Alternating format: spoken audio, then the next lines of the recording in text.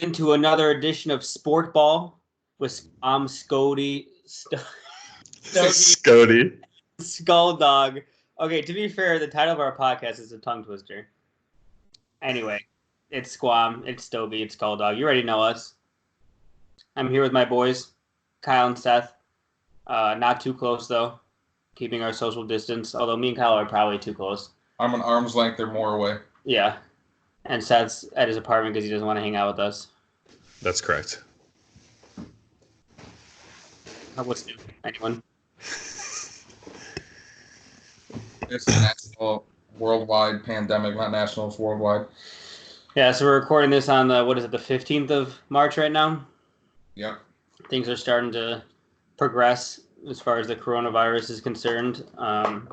So the NBA last week was canceled after Rudy Gobert tested positive right before the tip-off of the Jazz Thunder game. And turns out Donovan Mitchell also has it. And now we just learned Christian Wood from the Pistons has it because they played the Jazz a couple games ago.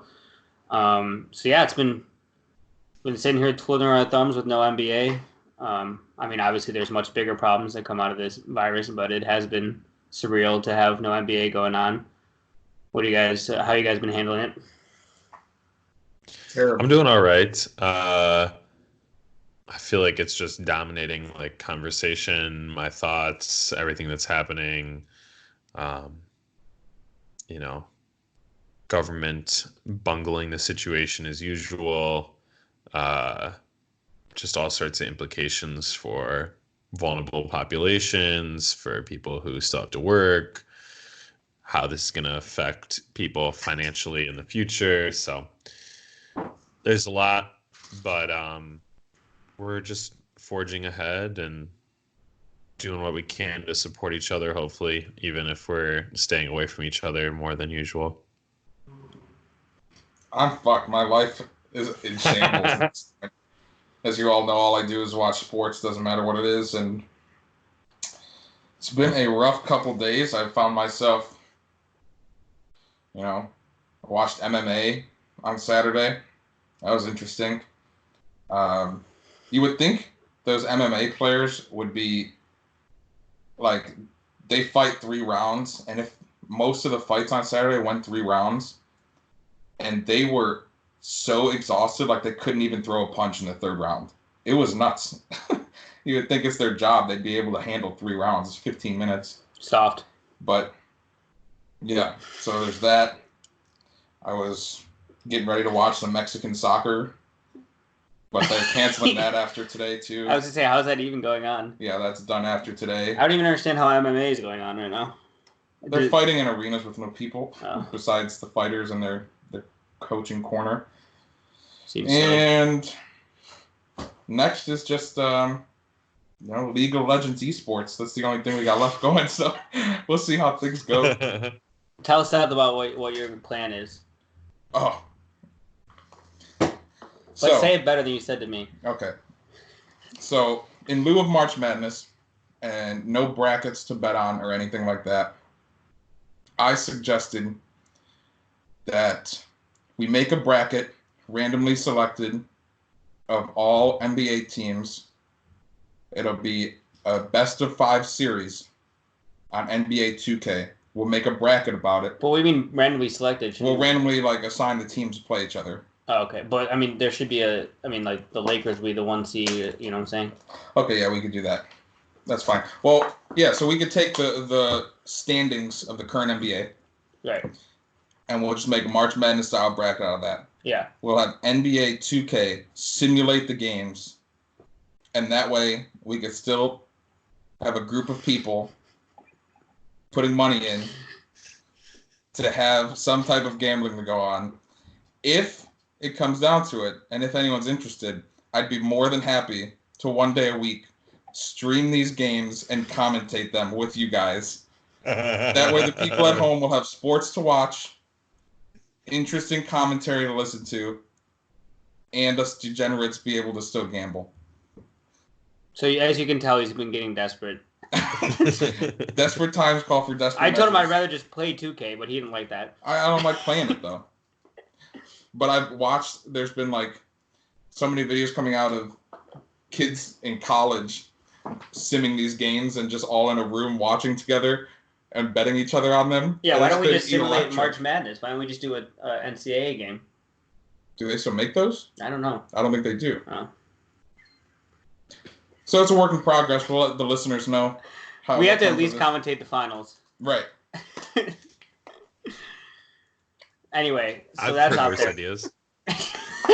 Right. I actually told him it's the worst idea he's ever had to his face. If that's my worst Okay. idea I've ever had, then I'm doing good. You have been doing pretty good. Yeah, so we don't know when the NBA is going to come back. I mean, We have at least like 28 more days, or 27 or 26 yeah, more they might. days. Maybe they'll come back and try to finish the season. Maybe they'll come back and just start the playoffs right away. Maybe they have to cancel the season. I don't know, but They're not going to cancel It's the all- season. it's open right now. I mean, imagine if this was just it and that was the end. I mean, we were wondering of the whole time sports as we about. know it. We were wondering the whole time about, who's going to win MVP, Giannis or LeBron. Like, are the Bucks going to win the championship? Are the Lakers or Clippers going to win the championship? And maybe none of that will matter. Yeah, I think, I don't know, I'm preparing myself for all possibilities. So I could imagine that the season won't happen. I think I would it's be- going to happen. If it's going to be shortened, maybe. Let me see if I can find this. Spencer Dinwiddie proposed an idea as to how to go about this. Let me pull it up. Yeah, I think it's just so fluid right now. We're not going to know for a while, but Yeah. I wouldn't would- mind if they just started the playoffs once Yeah. we're back. I think that would be my I think- favorite thing that they would do. I mean, maybe they Had could most include like the seasons. tournament where they do like the 7 through 10 seeds real quick, just to Yeah, settle so that understand and then that. go. Yeah, cool.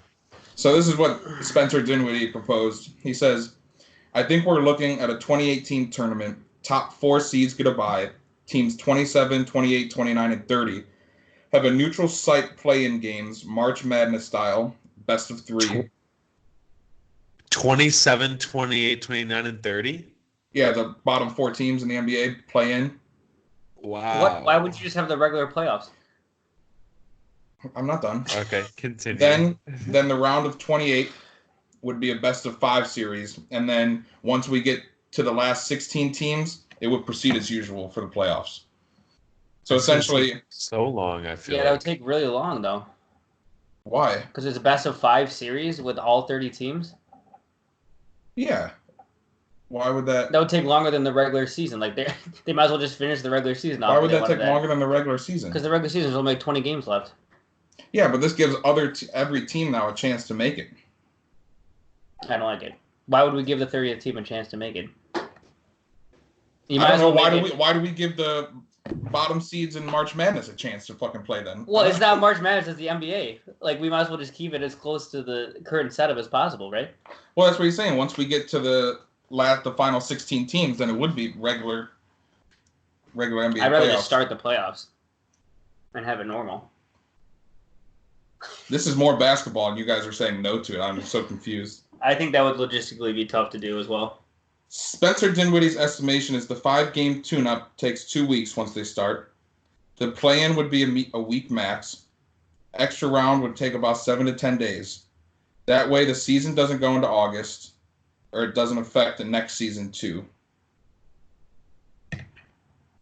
I think if they had the option to do that, they would just finish the season because that would take the same amount of time. It would just be exciting. For once in It my would be damn exciting. life, You guys are such haters. if there's one man I hated, Spencer Dinwiddie. I just feel like, I guess, a 5-game matchup. He Like added best of- another thread Is if you it want me best to of read it. 5? Yeah. Yeah. Yes, So it could be 3 games. right. Mm-hmm. The idea for the tournament comes from the NBA's constant issues revolving fan engagement and TV revenues, etc. The core reason for all that is because the NBA went the opposite direction of college when it was struggling and instituted the merger. They concluded that fans weren't buying into teams and boring team basketball, but had a higher likelihood buying into singular, high-flying, drama-filled storylines that plotted this course. I can keep it. He has like 7 to 10 more tweets about all of this. I'd prefer that didn't happen, but I'm just saying. It's interesting. I don't want to talk about this too much longer because we have a lot to talk about, but it's certainly like we said, a lot of different things can happen, and it's all up in the air right now. And it's obviously not the most serious issue that's stemming out of this virus, but it will be interesting to see what happens there. So while the NBA is on hiatus, we thought we're not going to stop our podcast and leave our 5 listeners hanging. They depend on this. What would they do they otherwise? More than ever. Yeah, exactly. So we decided we're going to go back in time and do a little historical ranking of the top 25 players of all time in the NBA. Now, I know immediately what Seth is going to ask, and he's going to say, what's the criteria? What I wrote down is peak performance, longevity, longevity, longitudinal, latitude, winning in championships, personal awards, and leadership / how good of a teammate you were. Is that fair? Is there any other criteria you guys used? No. Obviously, statistics, hundreds but also of other. But every factor was considered. Well, the other thing that we discussed is that for current players, we're just saying if their career ended today. Correct. So coronavirus, it just seeps into the NBA. There's no more games ever. We're not projecting any sort of performance for them going forward. So depending on, if it's Vince Carter, then he's pretty much had a complete career, and you can judge him accordingly. But if he's almost had 2 careers. Yeah. But if it's Luka Doncic, then his longevity would be 2 years. So that's pretty weak. Right. Great point. Eloquently spoken. I appreciate that. All right. So let's just stop fucking around and get down to it, huh? I think the people are waiting. We'll just go pick by pick, and we'll all say what ours are. Yeah, I mean, I think we'll have so many of them the same. So I don't know. We'll start at the top. Okay, Seth looks confused already. What's up, buddy? No, nothing here. All right, well, who wants to start? Go ahead. Okay, well, personally, I have Michael Jordan, everyone. I don't know if you guys also do. I think that's status quo, at least. Yeah. Seth, do you have Michael 1? Seth would be the wild card here. How dare you? You know I don't have Michael Jordan number 1. Still? Well, this has been a long-standing discussion, especially between Sam and I for years. But I have Bill Russell as my number 1 rated player of all time for several reasons. I think the crux of the issue comes down to when you look at the very best players in NBA history, what you're thinking about is what is the likelihood that this player is going to bring me a championship for my franchise. So I think there's a few players in history who pretty much single-handedly make their team a contender year after year consistently. I would argue that Bill Russell did this better than anyone in history. Obviously, he has the most championships in history. He performed at a very high level for a long time. He was one of the greatest teammates ever. Not only is he a physical freak athlete where he was a star or track star in high school, both in like sprinting and triple jump. One of the best rebounders, best defensive player in history. If you look at certain statistical measures, you think about in the 1962 NBA season, it was the year that Wilt Chamberlain scored 100 points in one game. It was the year he's averaged 50 points in the course of the season. It was the year Oscar Robertson averaged a triple-double. And at the end of the season, Boston Celtics win the NBA Finals. Bill Russell scores 30 points and has 40 rebounds in Game 7. If you look at Bill's very last year, they play in the NBA Finals against the Lakers. The Lakers have Elgin Baylor, Wilt Chamberlain, and Jerry West all on the same team. And the Celtics still win, and Bill Russell rides off in the sunset in glory. There's all the stories about that Bill Simmons talks about where Bill Russell could remember every play of like a random college game 50 years later. He would work himself into a frenzy before the games, visualizing what's going to happen. So I just think there's never been anyone like Bill Russell before. And the other contenders for the number one spot in my mind are LeBron and MJ.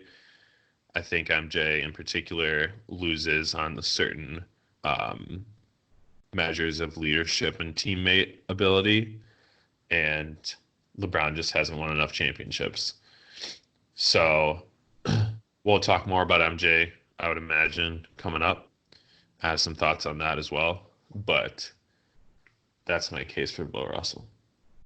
Let me tell you why I'm wrong. I'll give you 4 reasons. Can you give it to me in descending order, in no particular order? Yeah, I agree with your point that it's really between Michael, LeBron, and Bill, or it was for me at least. I have Michael there. Let's just go over the resume. I think it's important to list them for at least the top players so we can kind of get a sense of how they stack up against each other. And maybe for our listeners who don't necessarily know off the top of their head how many MVPs and rings each player has. Michael played for, let's say, like 14 and a half years because came back from baseball that 1 year. 16 All-Stars, 5 MVPs, 6 Finals MVPs, 6 rings. Defensive Player of the Year 1 time, which I think maybe gets forgotten sometimes. All defense 9 times, so a very good defender. His career was 36-5. In the playoffs, went up to 33-6-6. In finals, 34-6-6. And I believe 34 is the best for final scoring. Yeah, it is. And you look at Bill, as you said, 11 rings, 12 years, actually 13 years. He's wearing a ring on his toe right now. 12-time All-Star, 5-time MVP. Would have been 11 times Finals MVP if the award existed, and actually the award is named after him. So, 15 points, 23 rebounds, 4 assists for his career. Went up to 16 and 25 and 5 for the playoffs. 25 rebounds per game in the playoffs, his first all-time, ahead of Evan Wilt, who pretty much got worse in the playoffs, as we'll discuss later. And averaged 30 rebounds per game in the finals. Is that good? Also 10-0 in Game 7. So that may be the most important stat for him. But so those are the 2 stack ups right there, and I'm sure we'll list LeBron's accolades coming up here. But Kyle, why would you say that, looking at those 2 resumes and what Seth has already told us, you would give the edge to Michael? I mean, I just think, like, obviously it's hard to argue against Bill because of how dominant he was during his time. And one of the hardest things that I have when ranking players is comparing eras. Definitely. And just his size and everything in that era of basketball, it was, I don't want to say easy, but it was a lot easier for him to be like a dominant player.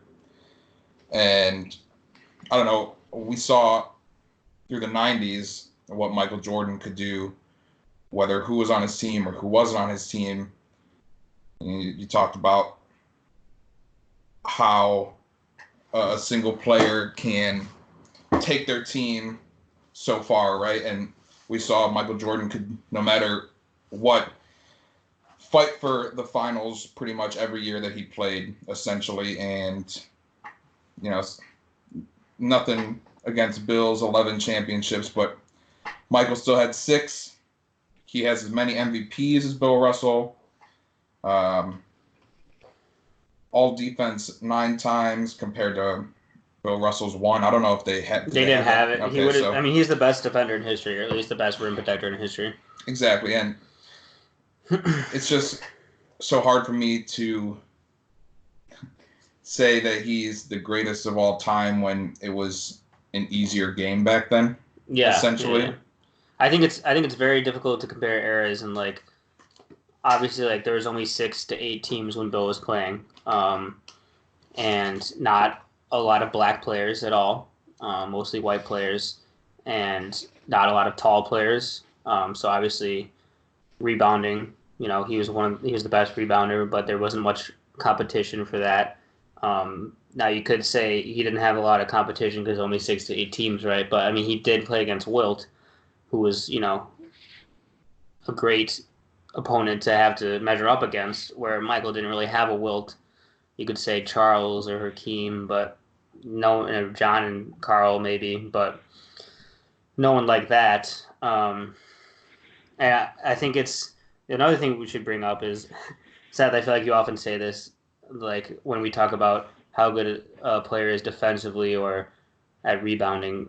But you say, actually, this is a quote from Bill Russell. I think that the game is and always will be about scoring buckets, which Michael Jordan was the greatest of all time at that. And, when it comes down to it, that's the most important part of the game. And he was certainly the best at that. So I wouldn't argue against any of those three players, and we'll talk about LeBron in a second, being named the top player. I think we could say that Seth is a little biased because he's a Boston fan, perhaps.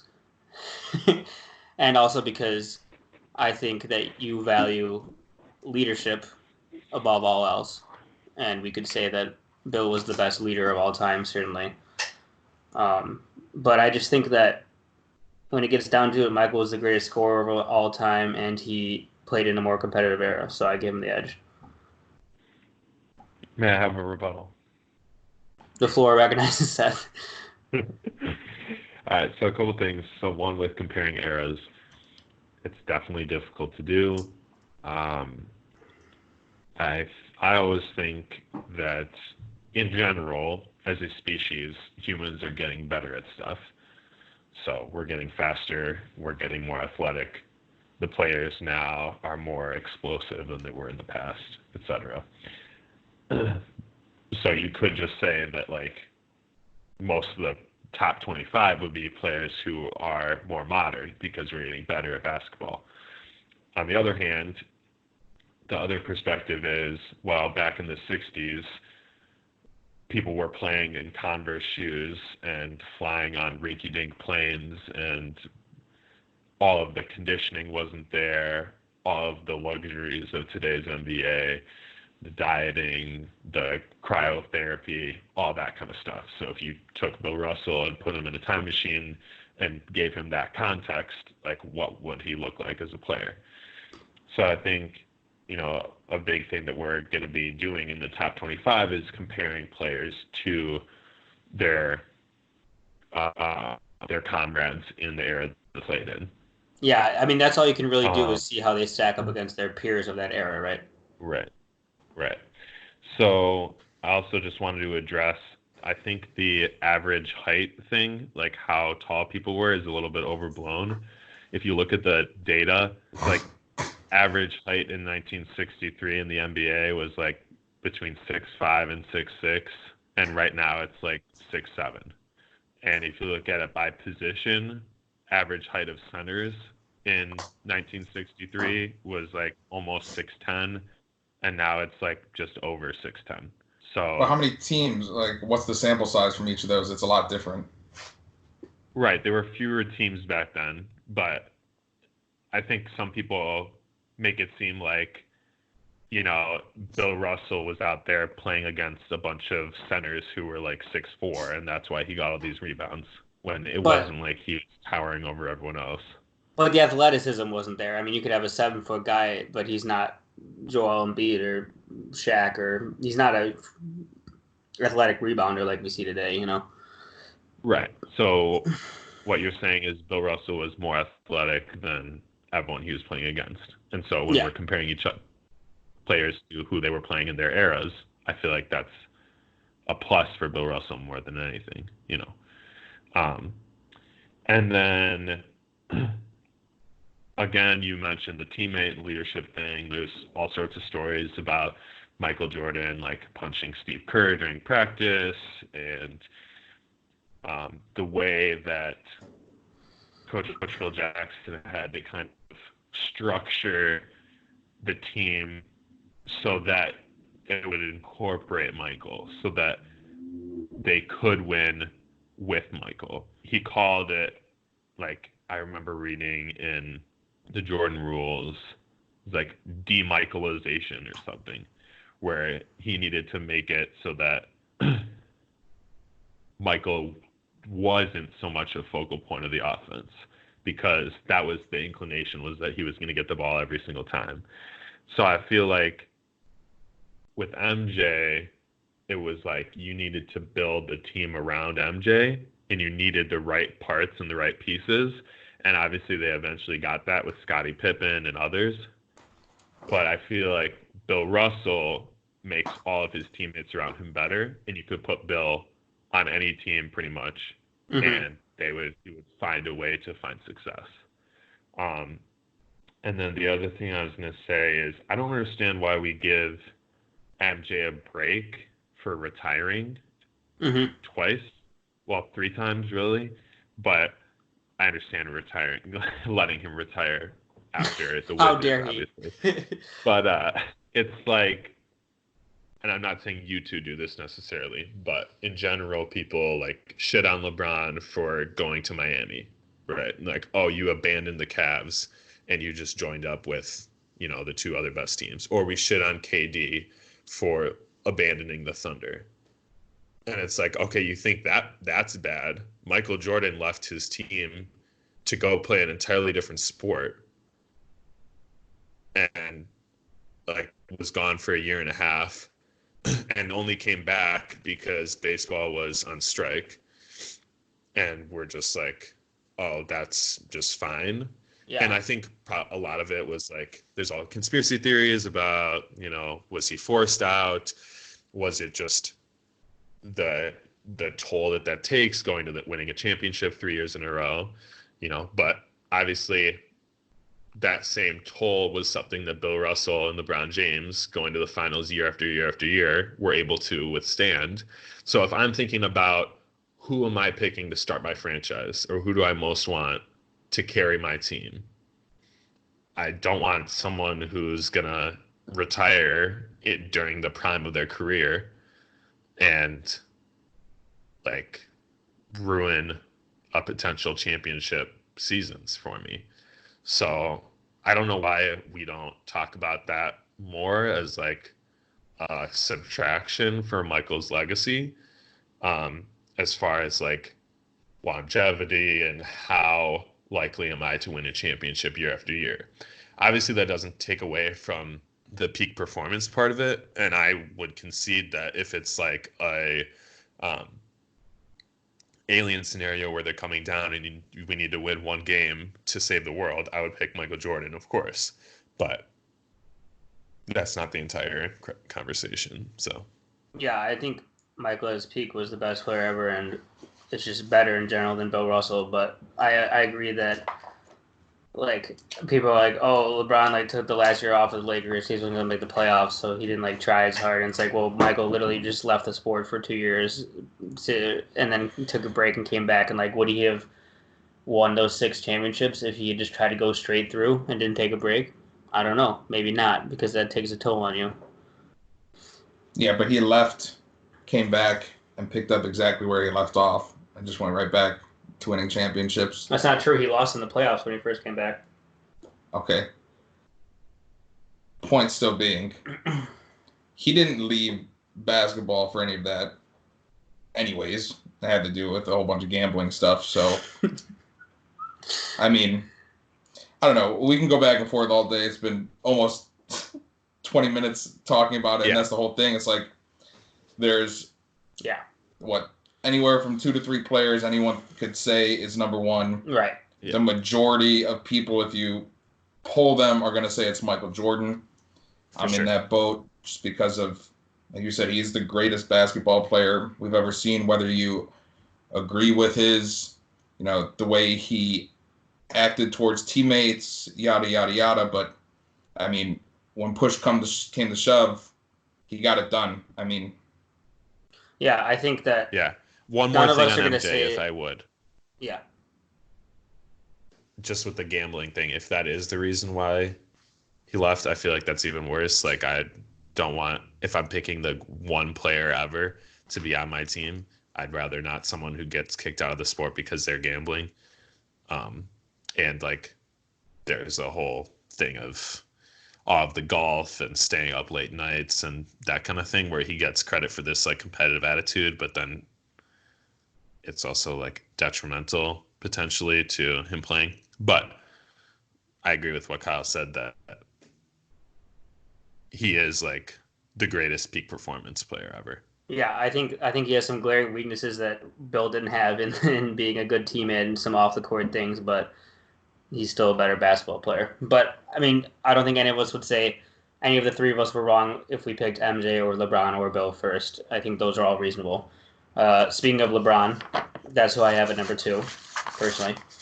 We're looking at, we'll call it 16 and a half years and going. 16 All-Stars, 4 MVPs, 3 Finals MVPs, all defense 5 times, 27-7 for his career. Yet somehow he's never had a game where his stat line was 27-7-7. It's unbelievable. Wild. Playoffs, he goes up a level, 29-9-7, 28 points per game in the finals. I mean, I'll just start with, I think, all of our love of LeBron. And I think the consensus would be now that LeBron and MJ are the top 2. Wouldn't you say? Yeah, and I would have LeBron 1 overall if the championships were a little closer. I think that LeBron is closer to Jordan than we think. I was looking back at it. I did this a while ago, and I sent it to Seth because I feel like people don't hold MJ's other playoff exits like accountable at all. They just think of 6 for 6 in the finals. But let's just compare them. Okay, Jordan played 14 and a half seasons, missed the playoffs twice. That would be 3 times if you count baseball, or 4 times if you count baseball, the 2 Rockets championships. 3 first-round losses, which were all sweeps. 1 second-round loss, 2 conference championship losses, and then 6 finals appearances, 6 championships. Okay, obviously great, but a lot of playoff exits. Then LeBron, 16 and a half seasons, 3 missed playoffs, so basically exactly the same. 0 first-round losses. Okay, so that's better for him. 3 second-round losses, 1 conference finals loss, 8 finals appearances, and 3 championships.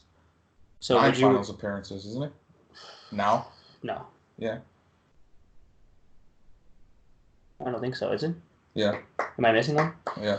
So he has 9 finals appearances, and he made 8 straight. Okay. Wait, what was the 9th? He was 8. I thought in 2018. I think it was 8. He was at 8. Because 2011 was his first one. Yeah. I looked this up earlier. I'll double check. Okay.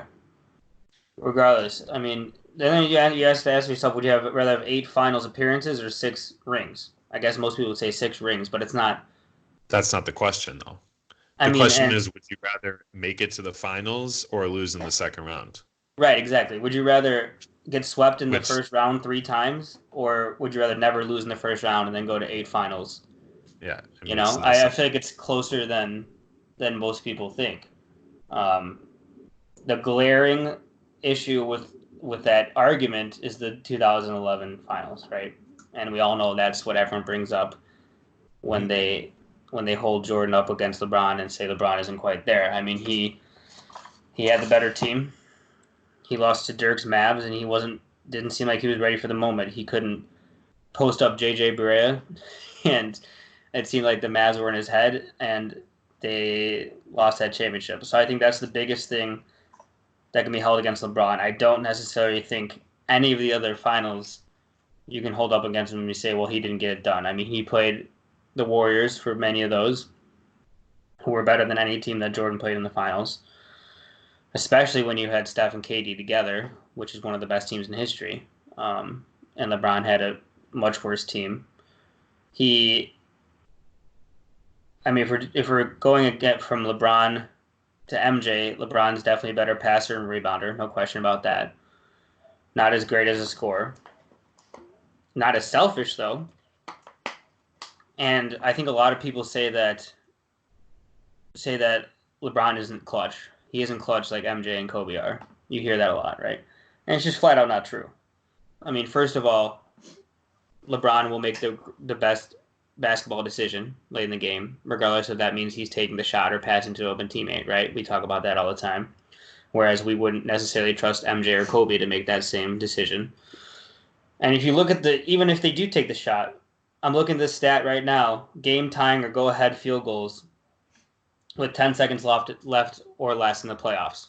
So that means end of the game in the playoffs, you're taking a shot to tie or go ahead. This is it. This is the big clutch moment, right?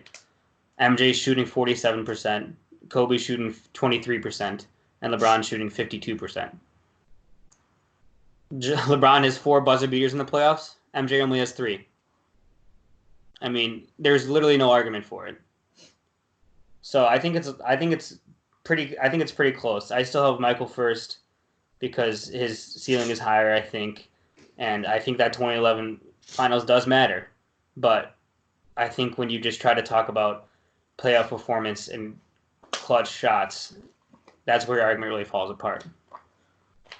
9 finals appearances. I was right. There we go. Even better for my point, really.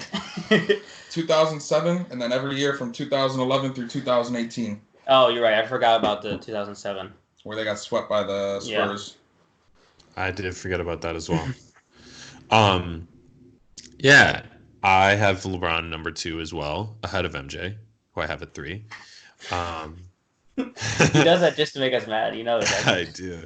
I think the best argument for LeBron over MJ is you look what happens when you take them off the teams. So MJ goes to baseball, and the Bulls are one of the best teams in the league. Scottie Pippen's an MVP candidate. There's a bad call in the playoffs against the Knicks, but otherwise, like, they were potentially a championship contender that year without Michael Jordan. Contrast that with LeBron leaves the Cavs to go to the Heat. Cavs are the worst team in the league. LeBron leaves the Heat to go back to the Cavs. The next year, the Heat are 37-45. LeBron leaves the Cavs again to go to the Lakers, and the Cavs are one of the worst teams in the league.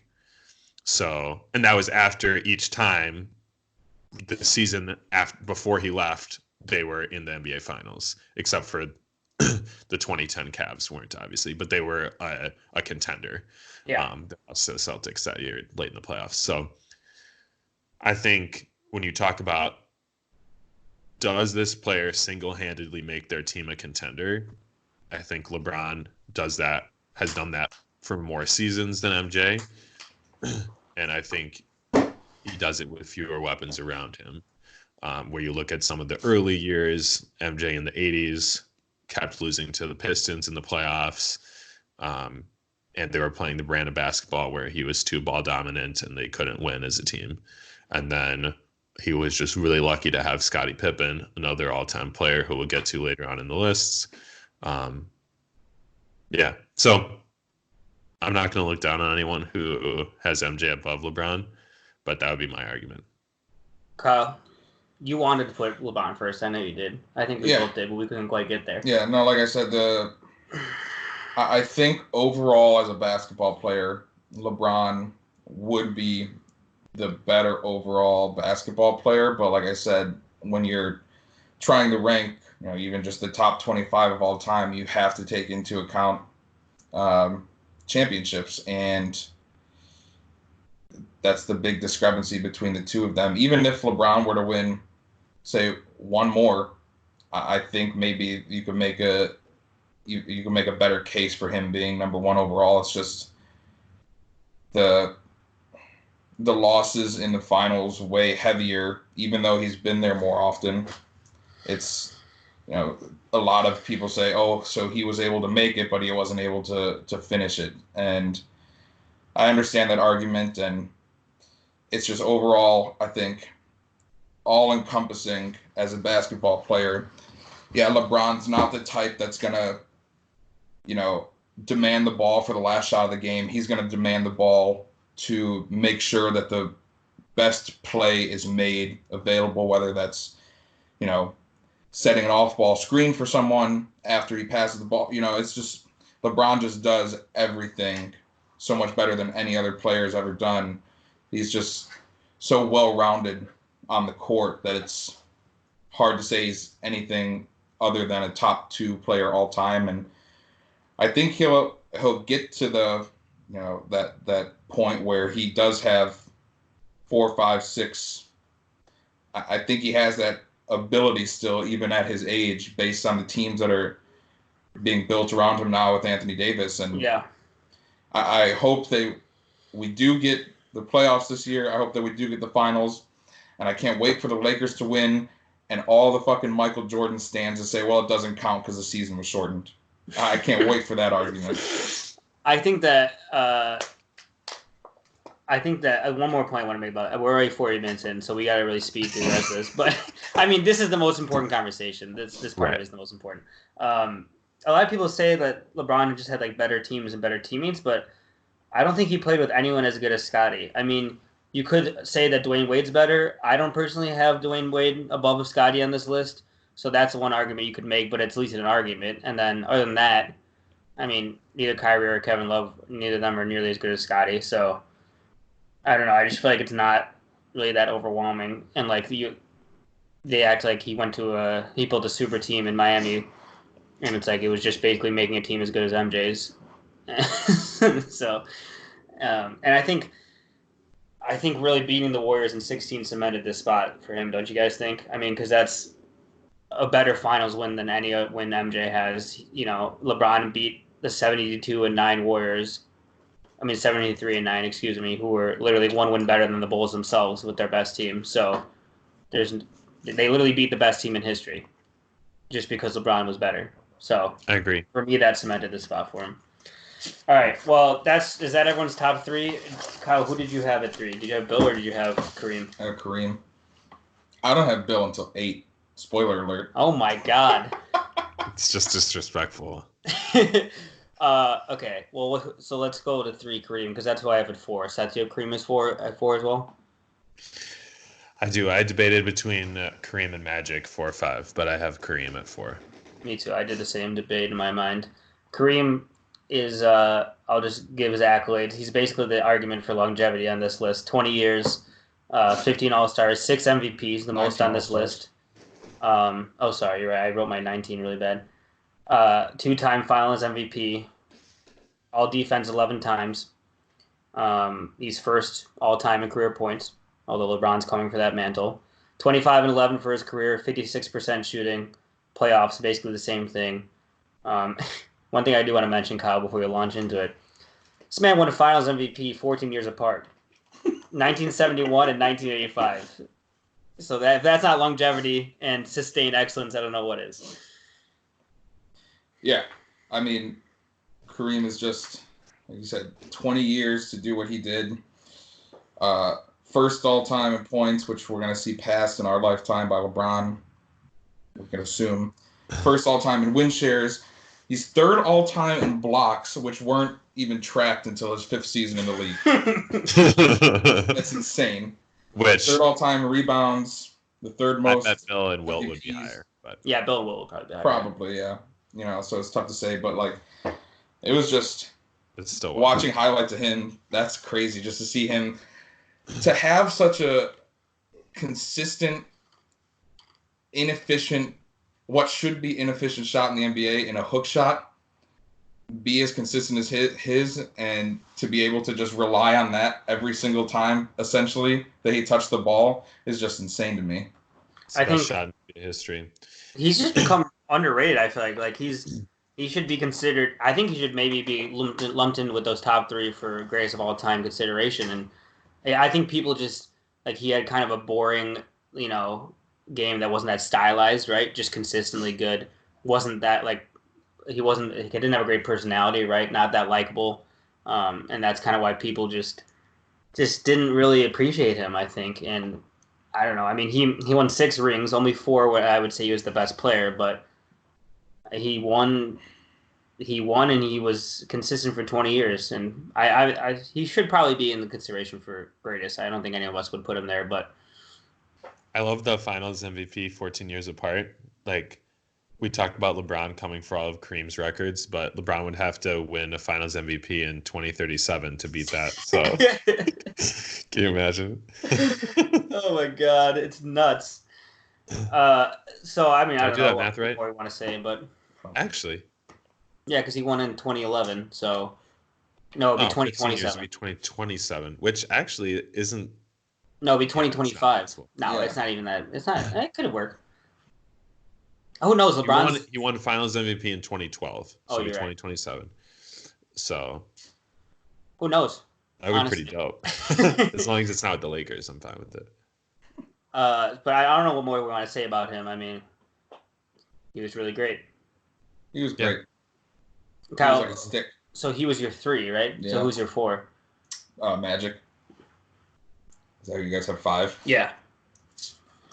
Seth, I assume you have Magic at 5 as well. I do, yes, correct. We're looking at 13 years, 12 All-Stars, 3 MVPs, 3 Finals MVPs. We got 5 rings for Magic. I would say he's the best or the second best on all those teams. 27-11 for his career, so first in assists per game. 28-13 in the playoffs, which is just honestly insane. And in a 2-year playoff peak, he averaged 19, 7, and 15. Fucking nuts. Greatest point guard of all time. Seth, I know it pains you to talk well about a Laker, but since you have him above Larry, I think you begrudgingly agree that he's a top 5 player.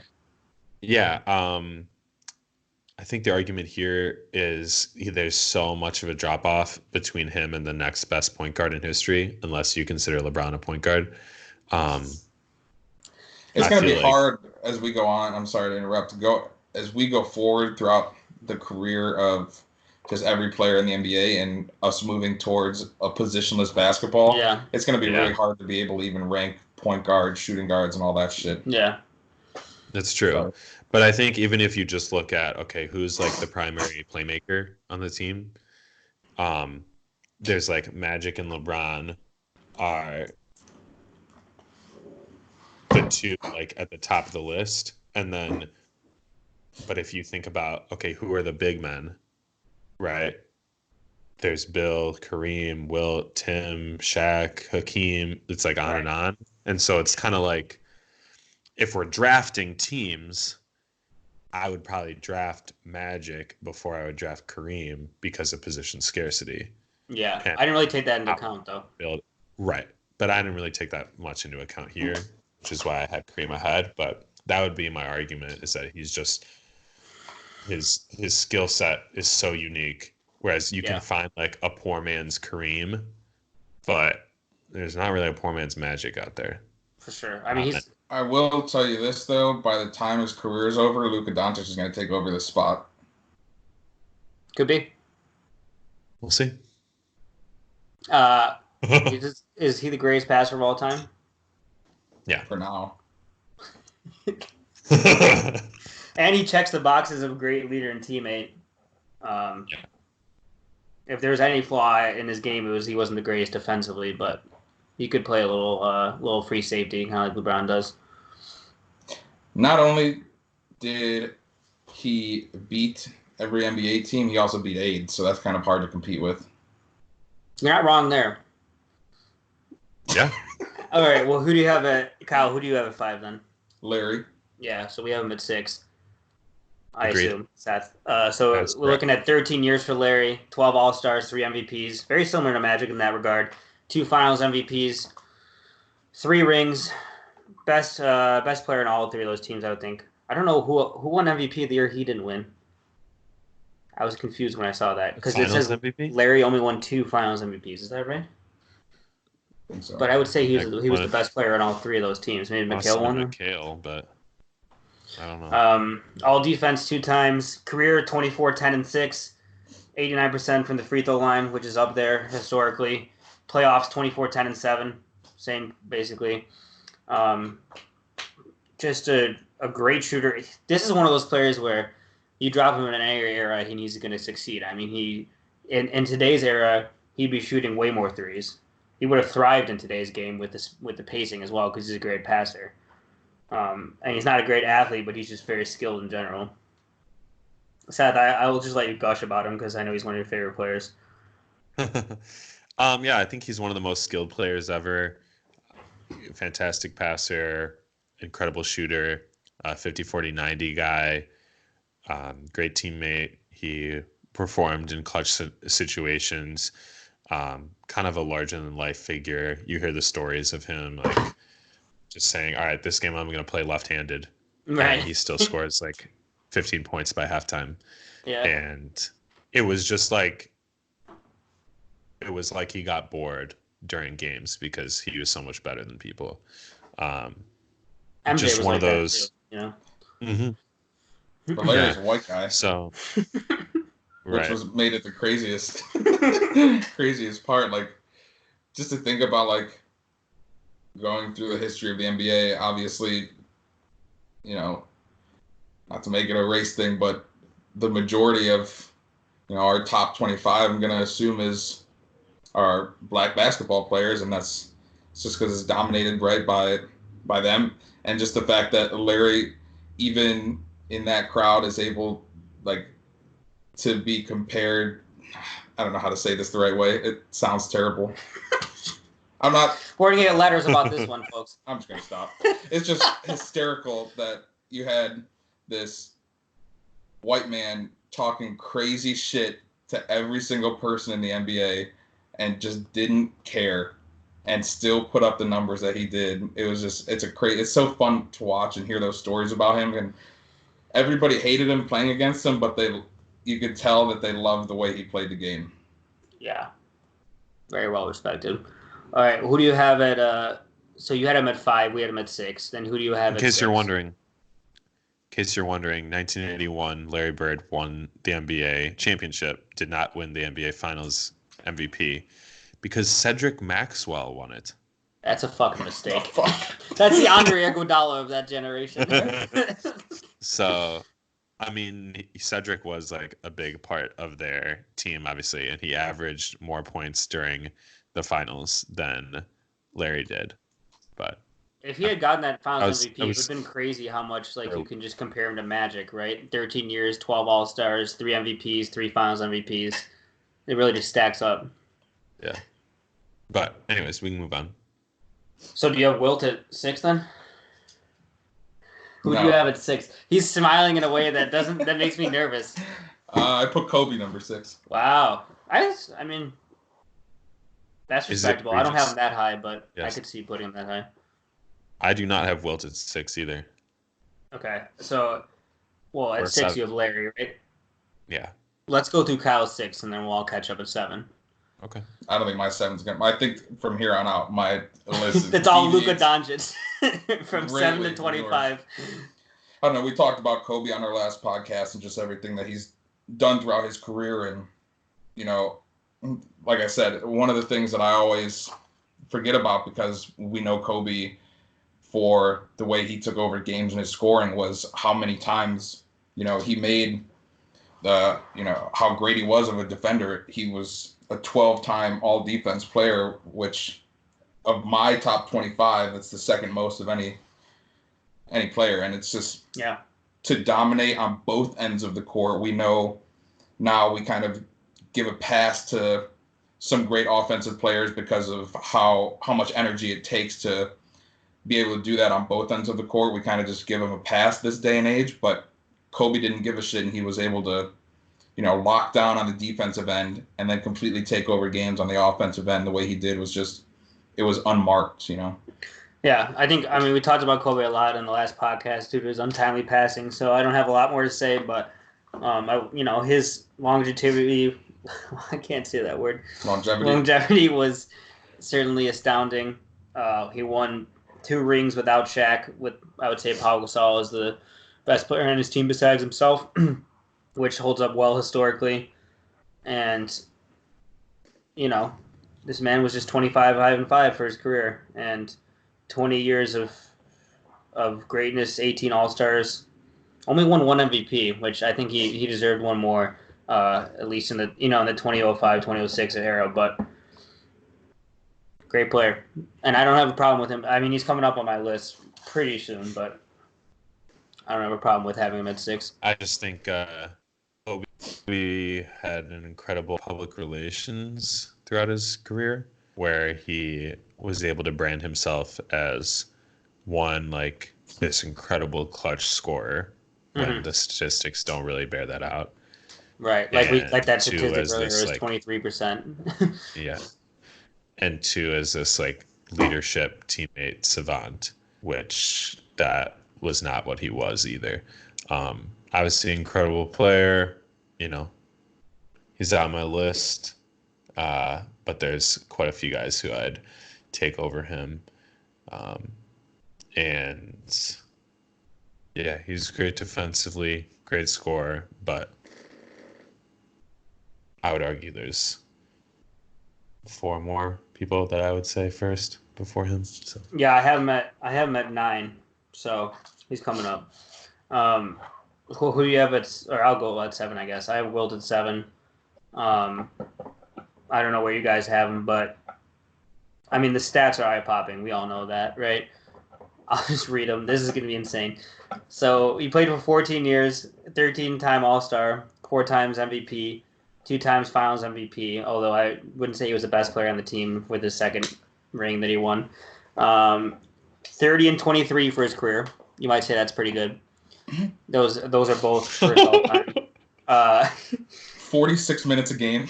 For one season, he averaged 50 and 27 with a 73% field goal shooting. And 48 and a half minutes per game. And he legit. He How do you average more minutes per game than there are in a game? Overtimes. His 3-year peak, he averaged 43, 24, and 4. And then he kind of had like another peak later in his career when he decided to pass more, where he averaged 24, 24, and 8.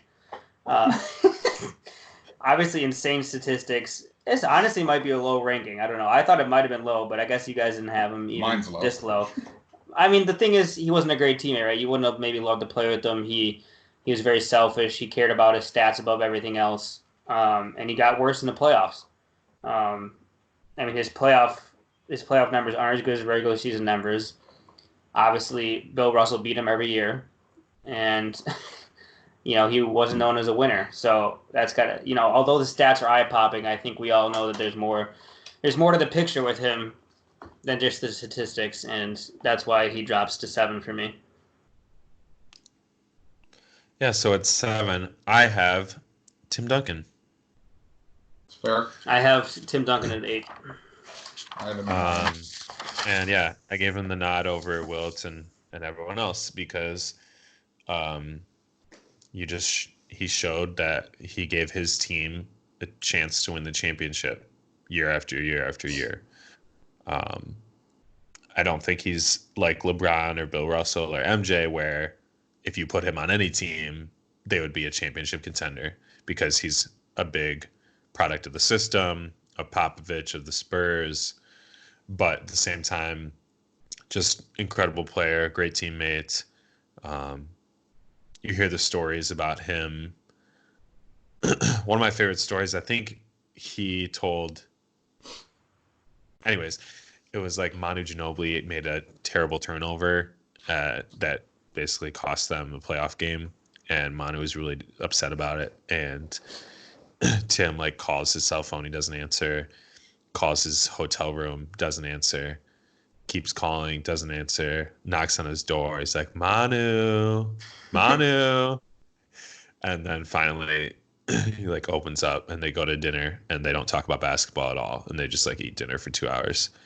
And it's just, he's just that type of person, that type of player, and I don't think Wilt can compete with that. Yeah, I think he's the ultimate winner and leader and sacrifice in a way that Wilt or Kobe or MJ never would for his teammates, right? Yeah. So wait, we're behind on your list, Kyle. Who do you have? What are we on right now? I'm on 7. My Okay. 7. What's your 7? Shaq. I have him at 10. Yeah, so I think our top 10s are essentially all the same, just kind of jumbled up. But, Shaq, he was just so... we talk about all these players are so dominant, but just I was reading this about... So from the 93 season to the 2002 season, so basically that 10-year stretch, he was the peak of his entire career, where he went 28 points, 12 rebounds, 3 assists, 2.5 blocks, completely unstoppable force.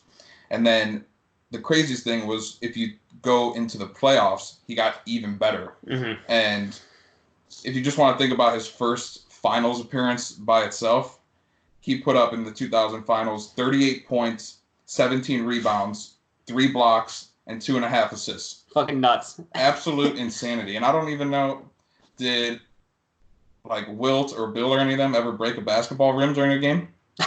That's a fair point.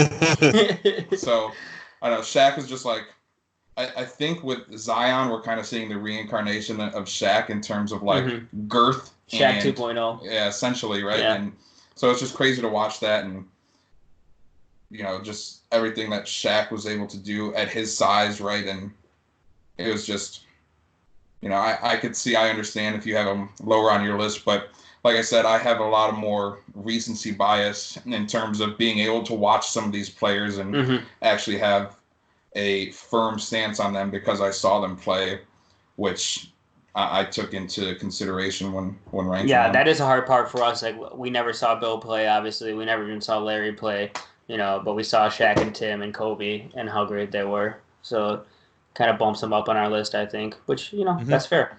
I had Bill 8, so okay, I think Bill we're 8. almost caught up. Seth, who do you have at 8, 9, 10 then? All right, so I'm glad you asked it that way because I think my 8, 9, and 10 are, I couldn't decide what order to put them in, and I think they're all actually like very similar in how I view them, even though they're kind of different players. But all three of them are physical freaks in a certain type of way, and they have skills and like basketball talent on the court that's almost unparalleled. But all three of them had some questionable things going on, if they're fully invested, are they a good teammate, all that kind of stuff. So my number 8 is Kevin Durant. Obviously one of the greatest scorers ever. Like no player has ever been like him, where he's 7 foot tall and can shoot the three. Another 50, 40, 90 guy can also play make, can bring the ball up. He's like Dirk Nowitzki, but he's a playmaker and he has like handles. But, only ever won a championship with the Warriors on historically great teams. Hasn't shown an ability yet in his career to like truly carry a team to a championship. And he's not my favorite, like, personality wise, but yeah. So I had Durant, Wilt, and then Shaq. I think I thought about putting Durant in the top 10, but so he's played 12 seasons now. So that's one less than Magic and Larry. So fair to start comparing him as if his career ended today, right?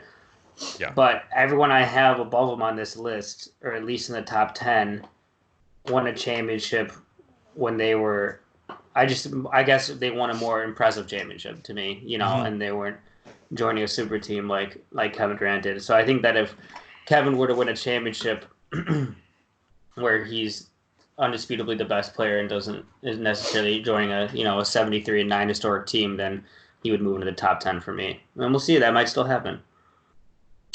Yeah, my 8, 9, and 10 were Bill, which we've talked about, Bill Russell.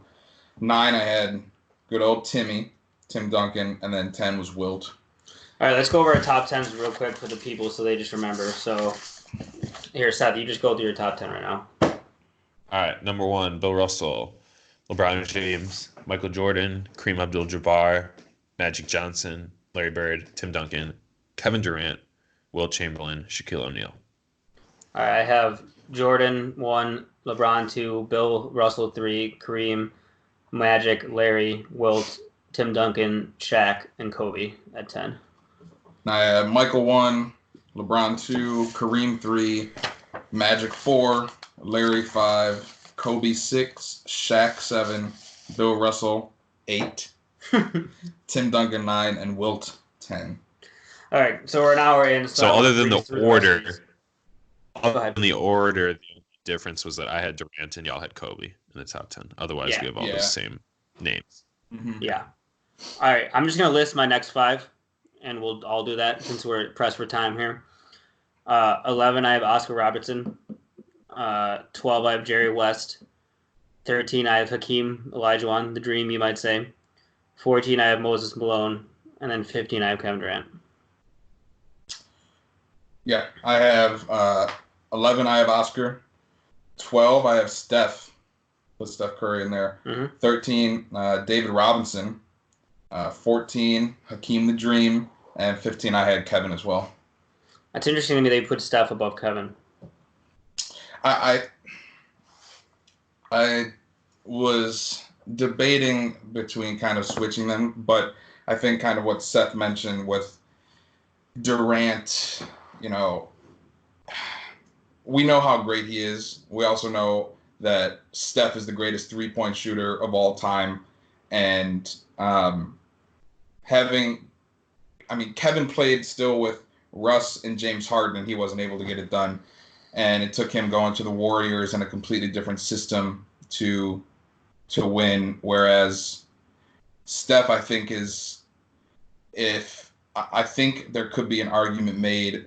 Like I said, it's hard to compare eras and stuff, but I think there's an argument currently for him to be the second best point guard of all time, based on the way, he's able to score and being a career, what the hell is he, 44% three-point shooter. It's insane. So, like I said, I could flip either one of those and be okay, but I gave it to Steph instead of KD just because KD's a snake.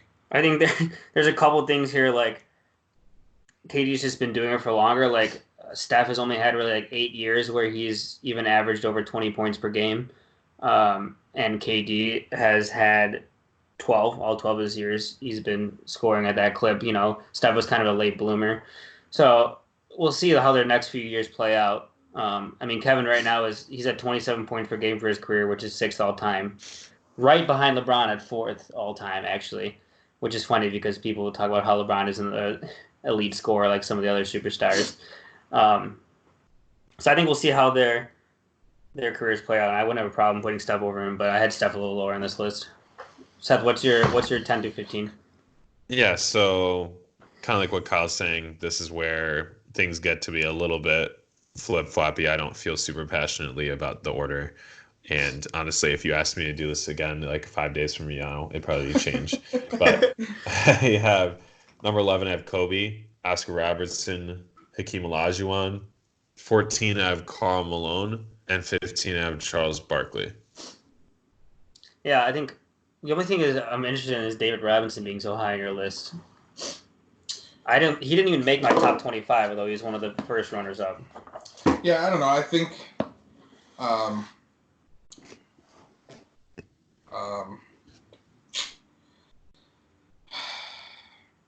it was tough. But he's certainly the best looking one out of any of them, body wise. The man's an Adonis. I also looked at I know we probably shouldn't do this, but box plus minus, right? And that's not necessarily an all-encompassing stat, but he's 4th all time in that, only behind LeBron, Jordan, and Charles Barkley. That's interesting, yeah. Yeah, so Jordan's the only player ahead of him in career win shares per 48 minutes, and it's the only difference is Jordan's 25.05 and Robinson is 25.02. So it's they're so close in that too, and his numbers are honestly pretty crazy. His first 7 years, he averaged 26 points, 12 rebounds, 4 blocks, 3 assists, and 2 steals with a 60% true shooting percentage. So it's I think Robinson definitely gets discounted a lot when we're talking about the greatest of all time. And like I said, I was able to see even still some of his game. Mm-hmm. So like I said, that factored in probably a lot more than it should for me, but he was just so smooth and good looking, I couldn't leave him off. I think it was for me that he was just never the best player on a championship team. So that's fair. I get it, but the other thing is you guys didn't have Moses. He probably was in 99, don't you think? Yeah, maybe. You guys didn't have Moses in your top 15, did you? No, and I'm not gonna lie, I might have Comes- just completely overlooked him because he's not in my top 25, and he should be. The thing is, he won 3 MVPs, which alone would put him in like the top 8 if we were just going by that. But he played in a pretty weak era, but he was undoubtedly the best compared to his peers of that era. So I think I don't know. I think he won one ring without like the reason I put him above Kevin, because I thought about putting Kevin Durant above him, but he won a ring without anyone nearly as good as Steph or even Clay. So that's got to be considered, although it was a weak era. I think he gets overlooked a lot because he also couldn't speak more than like one word sentences. But I mean, yeah, he was Robinson, like really soft spoken, like he just didn't speak that much. Robinson too, 10-time All-Star, 10-time All-NBA, and he was 8-time All-Defense. Yeah, he was a great defender. Yeah, so like I said, I probably shouldn't have left. Oh no, I have Carl. Carl's top 20 here, but I'm talking about Moses though. oh yeah, no, I forgot Moses. He split the Red Sea, but okay, let's go through. I think Tim Duncan was deserved for MVP in 1999, just after looking at it for the record. But yeah, let's go 16 to 20. I have Steph at 16, Elgin at 17, Elgin Baylor, average at 27 and 13, no rings, sadly, because Bill Russell exists. 18, I have Dirk Nowitzki. 19, I have Karl Malone, and 20, I have Charles Barkley. 16, I have Steph Curry. Oh my God. 17, Scotty. Wow, 18, that's high. Dirk. 19, Jerry West. 20. Wait, did you have Dirk? Did you have Dirk at 18 as well? Yeah. So we had 16 and 18 exactly the same? Yeah. Okay, so sorry, who do you have 19? Jerry West. And David at 20. Okay. What do you have? I can't wait till how wild his last 10 gets. It's going to be good. Number 16, I had Kevin Garnett. 17, I had Dirk. 18, I had Jerry West. 19, I had Dwayne Wade. Mm-hmm. And 20, I put Karl Malone. Oh, I got a bone to pick with you that I didn't remember, but you guys had Jerry that low? Just because he's the logo doesn't mean shit. And he went to 9 finals, and he was the best player on most of those teams. Yeah, but he only has one finals championship. Well, the fact that he's named a Mr. Clutch and only won one means that it probably wasn't his fault that they won. Only one. If we're going to talk about that, then we should just say the same for LeBron and move him to number 1. I'm not going to argue with it. Yeah, I mean, you could definitely argue Jerry should be higher on my list. I think I was just a factor of like really not seeing him play much at all, and like. I mean, to be the best or second best player on 9 champion or finals teams. I mean, his overall per game stats were pretty astonishing. 27 points, 6 rebounds, 7 assists, 2.5 steals, and almost 1 block. Yeah. That's kind of crazy, but like I said... and he averaged 31 points per game for the finals. So I don't think it was his fault that his team was losing those games. No, but Kobe should be the logo. Oh my God. Sign the petitions. All right, so... This is where things are going to get crazy. Yeah, this is where I'm very excited. I don't have really any qualms with your guys' 16 to 20, I'd say. Scotty's kind of high, but I have him coming up anyway. So 21 through 25, I got Scotty at 21, Kevin Garnett at 22, Isaiah Thomas at 23, Julius Dr. J. Irving at 24, and D. Wade coming in at 25. I had to slip D. Wade in there, you know? Seth, you should go first because then I want to end with Kyle's whatever Kyle has Okay. built up. All right, I got Kevin Garnett 21, Isaiah Thomas 22, Moses Malone 23, and a name we haven't heard yet today, number 24, John Stockton, and 25, Elgin Baylor. I went much more new school, I think, than you guys. Not really, though. Whatever that means. 21, I had Dr. J. 22, I had Charles Barkley. 23, I had Scotty. 24, I had Kawhi Leonard. And 25, no championships to his name yet, James Harden. if we want to talk about the way the NBA is changing and the revolution, the way NBA has been revolutionized by basically threes and free throws, essentially, or points in the paint, you kind of have to start with James Harden, right? I mean, obviously, Steph is a better overall three-point shooter, but when you're going to talk about adapting games or adapting your style of play, James Harden, we've seen every year change something in his game to make him a better overall player. We've seen his defense over the last couple of years just get better and better. And he's like top 3 all time in points per play. Number 1 all time in points per play on step back threes, hands down. But like in terms of points per play of all types of plays, he's like top 3 all time with that step back jumper, step back three, which is just kind of unheard of to think of how the rate at which he can score those and even get like he leads the league, I'm pretty sure, in fouls called on 3-point shots over like the last 5 years or something. Like, it's crazy what he's been able to do by not being, you know, the most physical player or, you know, like the best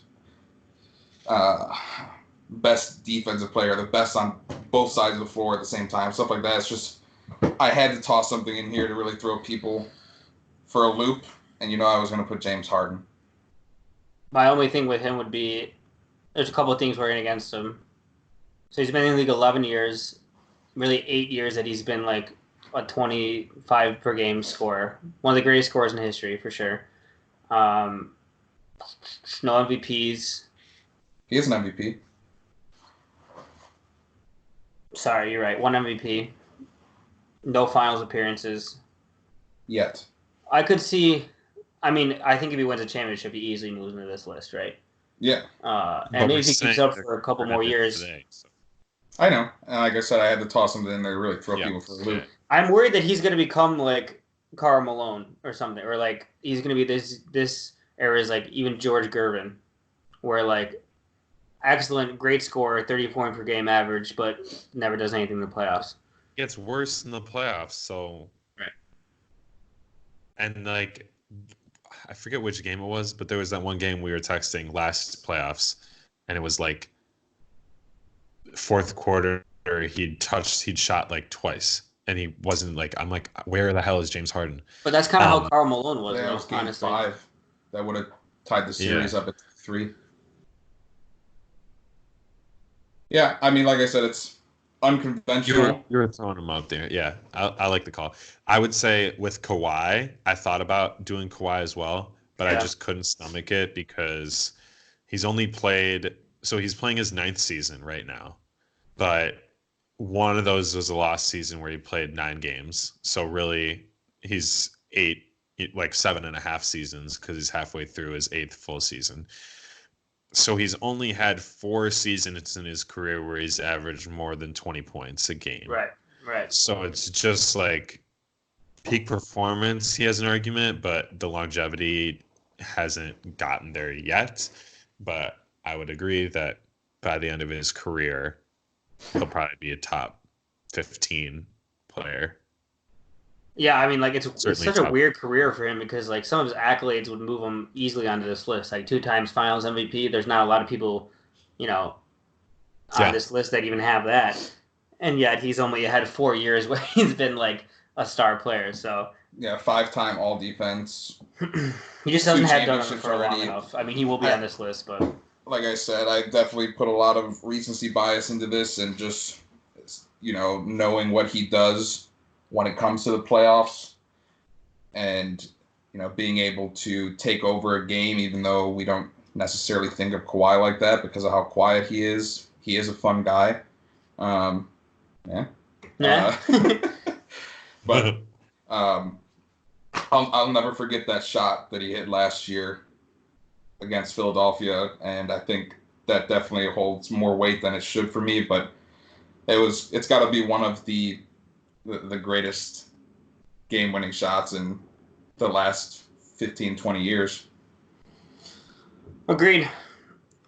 Well, that was our top 25. I assume all of you were wildly entertained by that. Any wild runners-up you want to mention? Did anyone think about CP3? I thought about it. Me too. He was but on my About short it as list. well. Good. I didn't have Dwayne Wade. I thought about Dwayne. Yeah. My old favorite, Allen Iverson. I thought about. Yeah, that's just you though. Yeah, that's just me. I didn't put Moses and Elgin. They would have been probably 26 and 27. They probably should have been 25 and. Yeah, Moses and Elgin should be in there for sure. But I didn't put Robinson in there. He's one of the or Stockton. Those two should be definitely considered.